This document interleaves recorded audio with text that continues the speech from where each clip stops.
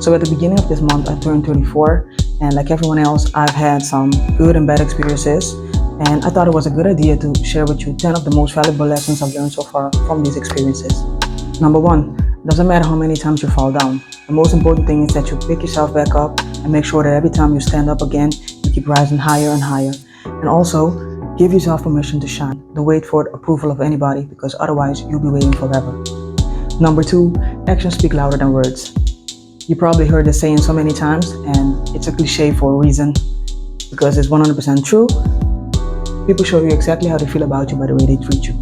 So don't be fooled by words. Watch what people do, and that will tell you everything that you need to know. Number 3, and this is one of the most painful lessons I've learned, is that chemistry does not equal compatibility. So two people could be equally attractive and also attracted to each other and seem like the perfect couple, but if they don't share the same norms, values, and goals in life, it's not gonna go well for a very long time. So make sure you find someone that is not only appealing to you on the outside, but also shares the same goals, values, and things in life. Work together to build a healthy and stable relationship. Number 4 is health is wealth. Prioritize your physical and your mental health. So you can have all the money in the world, but that doesn't mean anything if you can't enjoy it. So make sure that you schedule out time to work out at least 3 times a week, drink plenty of water, and also pay attention to what you eat, and make time to prioritize your mental health.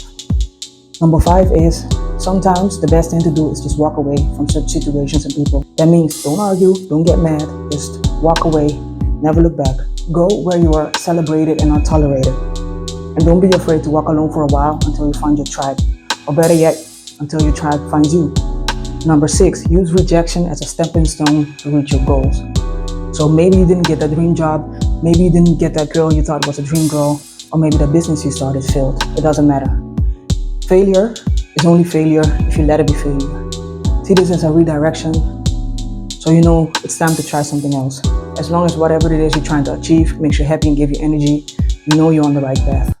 So, number 7, trust energies, vibes, and your intuition. Usually when something feels off, it is off.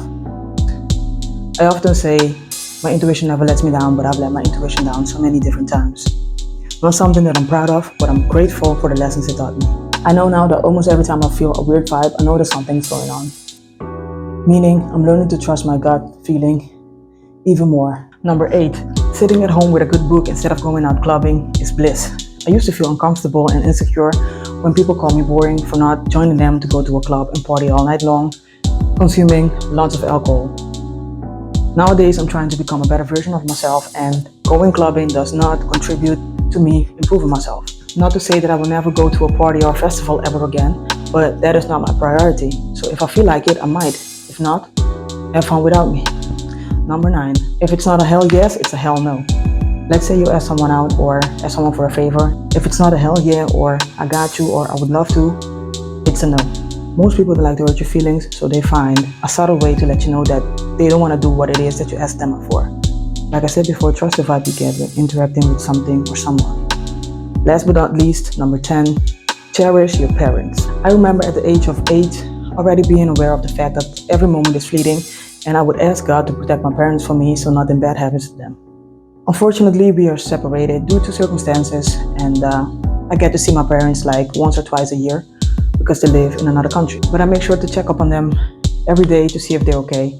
The more time passes, the more I realize that we don't have forever. I hope you realize that too. Make sure you make your dreams come true and do what it is that you really want to do that comes from the heart.